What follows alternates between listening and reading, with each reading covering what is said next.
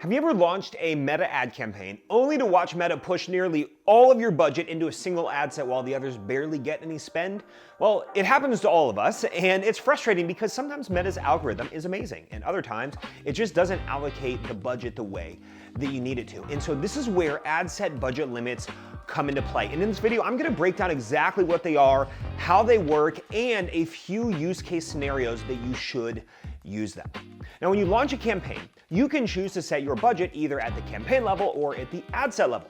Campaign level budgeting basically lets Meta decide where to distribute the budget across your different ad sets, while the ad set level budget gives you a little bit of control over how much gets spent inside each ad set. Now, for testing ideas, we usually like to keep ad set level budgets because they allow us the control. And when we're in the testing mode, we really want to have as much control as possible. But when we're scaling winning campaigns or we're running short 2 or 3 day promotions, we really prefer campaign budget optimization, also known as CBO. But the problem with CBO is that if you have multiple ad sets inside that campaign, Meta is going to find and pour most of its budget into a single ad set and leave barely anything else for the rest, even if that ad set isn't performing well. For example, let's say that we're spending $100 a day on a campaign and we're gonna do a short promotional campaign over 3 days. And let's say in this campaign we have an ad set that is for retargeting and then an ad set that is also for prospecting and bringing in those new people. If we had a 20 to 30% budget that we wanted to go to our retargeting ad set, all we would need to do is set a minimum of $20 and a maximum of $30. This ensures that no matter what, Meta will allocate at least that amount from a campaign level budget without completely restricting its ability to optimize. And so yes, it's probably gonna put most of the budget into the cold ad set that we're using for prospecting, but it's gonna allow us to at least still set parameters and say, Meta, I at least want you to spend this much on my retargeting audiences versus putting all of it into the cold ad set. Now, there are 2 things when you're doing this that you want to watch out for when you're setting ad set budget limits.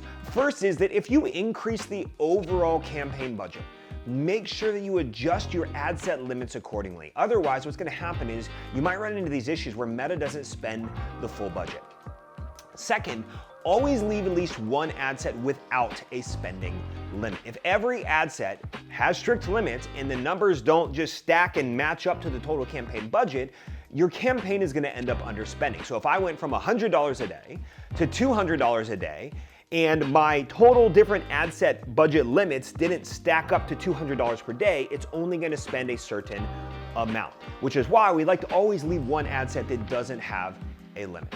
But at the end of the day, ad set budget limits, they give you just more control over your campaigns while still allowing Meta to optimize. And if you've ever run into issues with your budget being disproportionately spent on the wrong ad set, then this is a really great way to balance things out and ultimately just improve your results. We've done this a lot with promotional sprints, which is our favorite way of using these right now, but you can also do this if you have just different ad sets that might be even themed after different angles or have different types of creatives, and you want to force a little bit of spend to get to a few of those to see how they perform. So the question I have for you is, are you using ad set budget limits? If so, go ahead and drop a comment and let me know what kind of results you're seeing with it. And if you want more e-commerce ad strategies just like this, go ahead and hit subscribe and hit that like button.